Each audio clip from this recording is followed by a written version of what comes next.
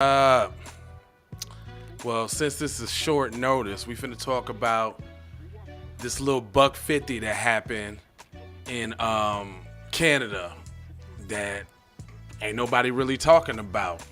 And since this is short notice, I'm gonna give y'all a little time to go on and get up in here. Let's get it going down, my friend. Yo, ladies and gentlemen, TZ Vaughn Savage and J Lava is in the fucking building with the Keep It P podcast, motherfucker. Yo, I really want to congratulate TZ Vaughn Savage and J Lava on their new podcast, the Keep It P podcast, where they take news, situations, and everyday occurrences and tell how one could have or could not have been keeping it P. Yeah, get on up in here, y'all. It is only the flyest podcast in the land. Yeah. Yeah. Come on now. Yeah. Get in here. Come on. It's time. Let's do it. Hey. Come on. Podcast. Keep me now. Look here now. I'm trying to tell you now. It's the Keep It podcast now, where we take news, situations, everyday occurrences, and indeed we show how one could have and could not have been keeping it P. And I'm not trying to tell you what to think. I'm trying to show you how to think. That's the very reason why I'm telling you that I bust down the articles the way that I do. And first of all, before we even go on, since no content went up yesterday, I got to give a, belated shout out to the man, the myth, the legend, Mr. TZ Vaughn Savage. It was his birthday, y'all. Put your birthday love in the comments and all of that. If y'all know him, friends, personally on Facebook, you probably already said what's up to such an awesome guy.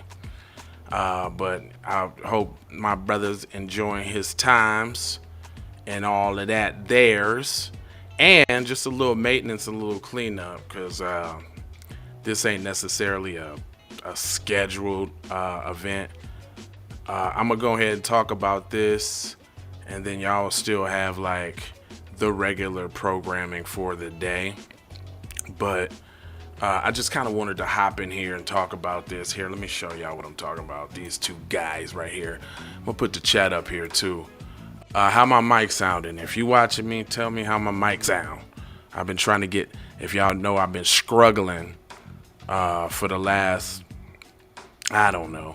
couple episodes trying to get my mic together. You know what I'm saying? Back in the studio, so to speak. So let me know what y'all got. I was just sending this out to the family like you should do. You should come in the house. It's just like wiping your feet on the floor. So go ahead and hit that like button. Make sure you share this to your peoples so they can get this valuable information, because they're not gonna bust this down on other channels. I sound good, Mom? Thank you. All right, and so let's get into it. This one's a doozy. I don't know why ain't nobody talking about it, but it says, now this happened in Canada, right? It says series of stabbings at an Indigenous community. An Indigenous community? Who is that? Is that black people? Come on now.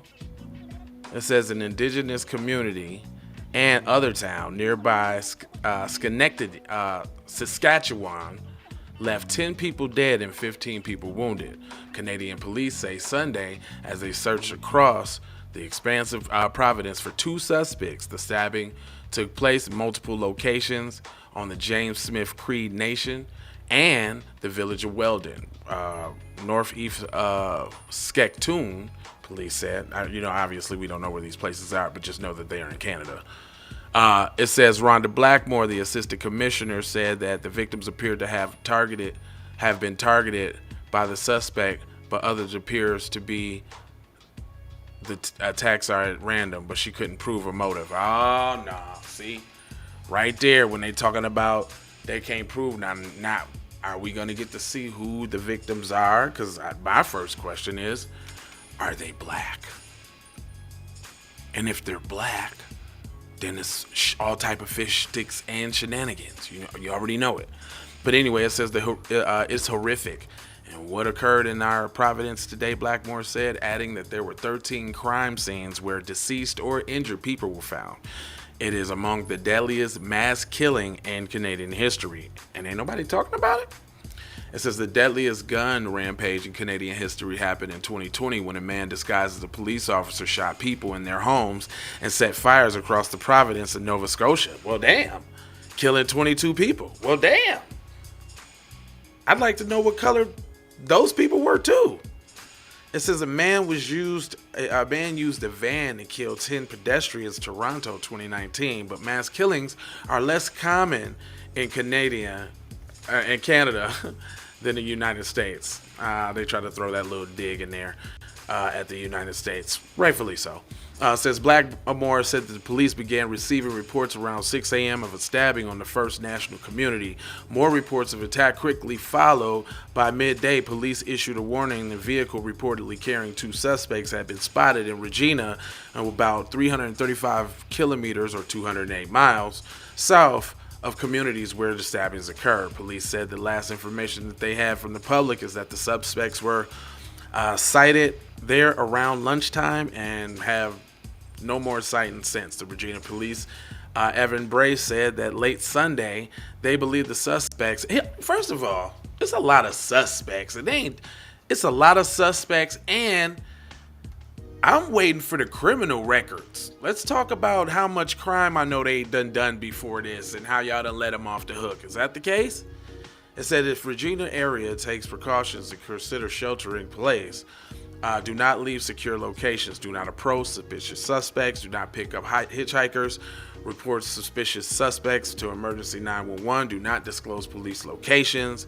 Suspects were identified as Damian Saunderson, 31, I guess on the left, and Myers Saunderson, 30. So I guess they're brothers. Saskatchewan Crime Stoppers issued a wanted list made that included the Miles, written that they're unlawfully at large. Doran Lees, the 89-year-old mother from Weldon, she said that her daughter thought that she saw one of the suspects when the car came barreling down the street early in the morning as her daughter was having coffee on the deck. Lee says the man approached and said that he needed help. Blah, blah, blah, blah, blah, blah, blah, blah, because I know it's a lot. I'm doing a few scrolls because I ain't got time for all of the... It says the search for the suspects carried out fan descents on Regina for a sold-out annual Labor Day gone between Canadian Football League, Saskatchewan Rogers, and the Winnipeg Blue Bombers. It says the Regina Police Service said that in the news release, with the help of the Mounties, it was working. The Mounties is like their little special police force. I know that.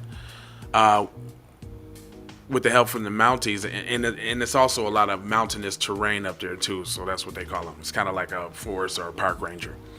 But it says it was working on several fronts to locate and arrest the suspects that have deployed additional resources for public safety throughout the city, including football games at Mosaic Stadium.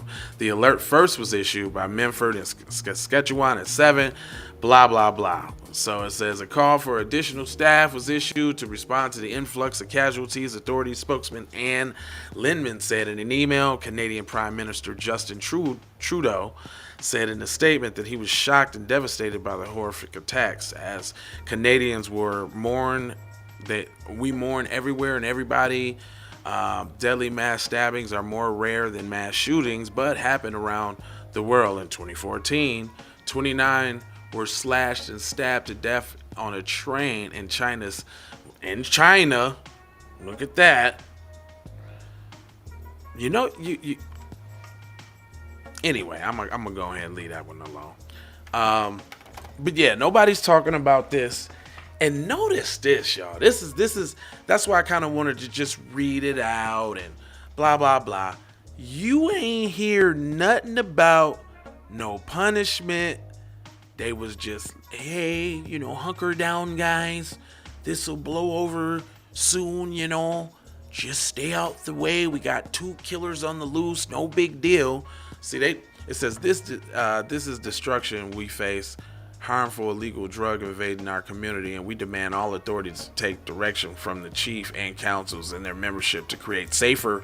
What does that have to do with these 2 kills? See, sometimes I go back and read a few paragraphs that I skipped over because I know it's some BS, and just like that, it was some BS. What does that have to do with finding these 2 dudes that had just went on a whole stabbed up killing spree? Good question. Y'all let me know what you think in the comment section, right? I got 4 words that I'll leave you with. But before I leave you with those 4 words, how about a word from Miss Kendra Blackwood? Be one to the family. This is Kendra Blackwood of Hot Lava Music TV and the Hot Lava Media Group. And I come to you today with an urgent call to action. And with that being said, this petition is to demand the U.S. government immediately make anti-black racism a public health crisis is now an active campaign at change.org. And after this message, I'm going to need you to go over there and show your support. Right after you smash that like and subscribe if you have not already. Make sure you hit that bell for notifications. It doesn't cost you a thing. Now, this is a petition to demand cash reparations for foundational Black Americans addressing 2 critical components. So what is anti-Black racism? Anti-Black racism is defined here as policies and practices rooted in American institutions such as government, finance, education, healthcare, and justice that mirror and reinforce economic deprivation, racially targeted laws, beliefs, attitudes, prejudice, stereotyping and/or discrimination toward foundational Black Americans. What is a public health crisis, you ask?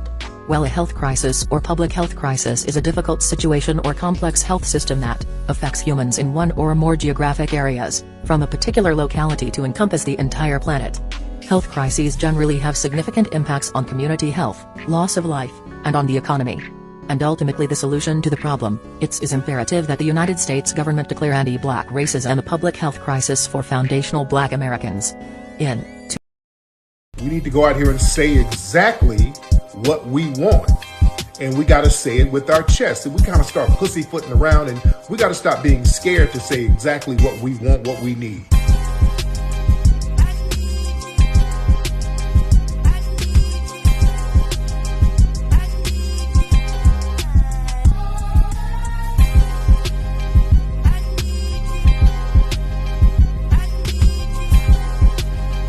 We need that paper.